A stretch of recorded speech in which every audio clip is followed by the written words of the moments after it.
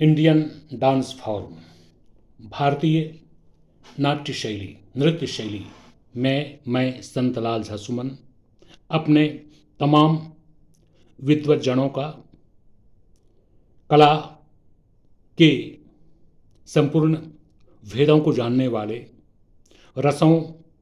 और वर्णों को जानने वाले उन विद्वान कला साधकों के श्री चरणों में नमन करते हुए और जो वर्तमान में कलाओं के क्षेत्र में जीवंत होकर अपनी प्रस्तुति दे रहे हैं और कला की साधना में रत हैं, उन्हें भी नमस्कार करते हुए आमंत्रित करता हूं, आप मेरे पेज संतलाल झा सुमन पर आएं, लाइक करें, सब्सक्राइब करें और अभिनव नाट्य अभिनय दर्पण के माध्यम से हम सभी जानें कि नटन क्रिया में क्या क्या उपक्रम लगाए जाते हैं या होते हैं। आज इसी श्रृंखला में मंत्री लक्षण क्या है इसको जानेंगे। कल हमने सभापति लक्षण के विषय में जाना समझा, आज मंत्री लक्षण उसमें है अविचल बुद्धि, कुशल वक्ता और श्रीमान यश का लोभी, भावों का ज्ञाता, सतपंडित, गुणदोष विवेचन जो भी। कहने का मतलब है कि मंत्री वही हो सकते हैं।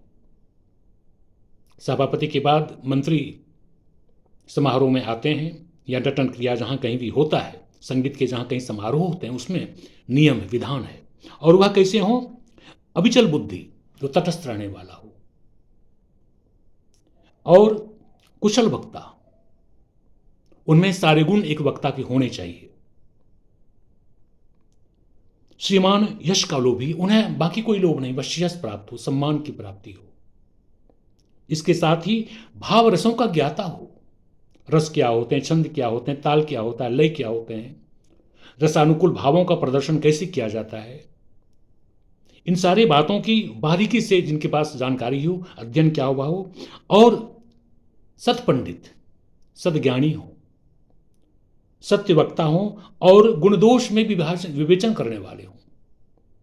यदि कहीं कोई आयोजन किए जा रहे हैं, उसमें यदि मध्यस्थता करनी है तो तटस्थ होकर मध्यस्थता करें और किसमें क्या गुण है, प्रतिभागी में क्या दोष हैं, इसकी भी जानकारी स्पष्ट रूप से कर सकें। ऐसे लोग ही मंत्री बनाए जा सकते हैं या उस समारोह में उपस्थित किए जा सकते हैं। इसके साथ ही लीलायुक्त सदा श्रृंगारी वही हो सकते हैं जिनको लीलाओं का, नटनकारियों का ज्ञान है, क्योंकि बिना श्रृंगार के